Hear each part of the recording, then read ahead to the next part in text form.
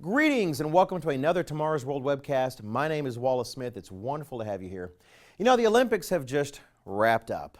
We saw all these amazing athletes perform almost seemingly superhuman activities, and they're just really becoming a memory at this point, save perhaps for the faces that we'll continue to see on various products for athletic equipment and the rest. But it has stirred up a bit of controversy, and people are still talking about it. These were the very first Olympics to be officially, as far as I can tell, open to transgendered individuals, men who believe they're women or women who believe they're men. And while no transgender individual did compete in these Olympics, at least that we know of, there was some question about a fella or woman or a person who showed up in a Nike ad. There was also a question about another individual that was not certainly unofficially a transgender individual, at least declared by the governing bodies. It's coming, potentially. The Olympics, the committees are open to transgender individuals competing. And it brought up a question in my mind. What if Michael Phelps were a woman? Maybe you've seen Michael Phelps compete this year, just garnering even more Olympic medals. He is the most Olympically rewarded athlete in history that we have going back centuries and centuries. And what if he were to declare himself a woman all of a sudden? Now, it might seem like a ridiculous question, but it is on the minds of people involved in this industry. In fact, I do have in my hands actually a transcript from an NPR commentary, National Public Radio. The transcript came out August 17th, and it's a commentary by Diana Nyad. She actually is a famous swimmer herself. She's a long-distance swimmer. 2013, she swam from Cuba to Florida without a shark cage. Just really an amazing athlete herself. And she brings up questions because some claim that, well, if a man, quote-unquote, transitions to become a woman, then the hormone blockers and all the rest that he would take would dampen the benefit that he gets from being a man and thus put him on equal footing with women. But Diana Nyad is not so sure, and she makes some very good points. Let me just read just a selection or two from her commentary. She asked this question. Let's look at this as would a statistician. A born male has a range of height, wider shoulders, and so on than a born female.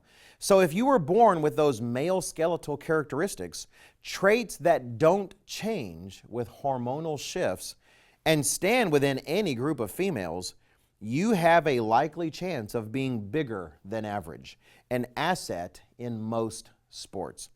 I'm all for the rights of the transgender athlete, she says. I'm ready to evolve from our binary model. But I admit, when it comes to the female trans athlete, I'm confused. She points out earlier that a lot of the doping scandals we hear about when athletes secretly inject themselves with various hormones or chemicals, the goal is to make them more like men, to make the women more like men, and to make the men more manly, if you will. In fact, she comments very simply. Says, simply put, the goal of most of the doping cheats in sports is to become somehow more male. The more male the body's chemistry, the higher potential for brute strength, explosive speed, and efficient oxygen utilization. She's simply stating facts.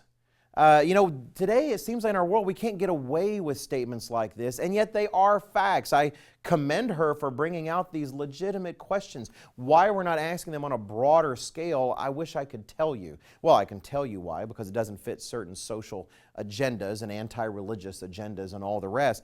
But I appreciate that she has made these points. Her points ring true. They're just simply common sense.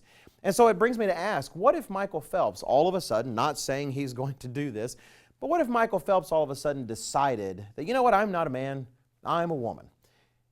Some of you have seen him in training. You've seen this kind of arm flappy thing that he does. He's got this huge wingspan like a condor, and he just swims through the water with power. And I've looked at some of his records. He holds at least 4 individual records and 3 team records.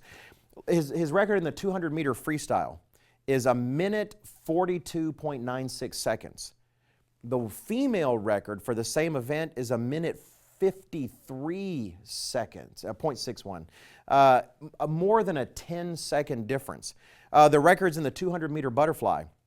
He holds the world record. The female record is more than 12 seconds slower. The 200-meter individual medley, he holds the record.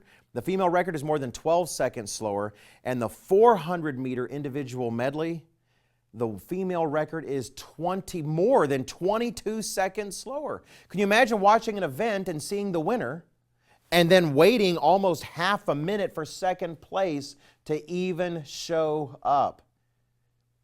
These things should highlight to us that it's a world confused, it's a world insane. We're losing our sense of some of the most basic concepts of what is true and false. What we're losing sight of is the fact that Jesus Christ himself emphasized that when the Creator made humanity, he made them male and female.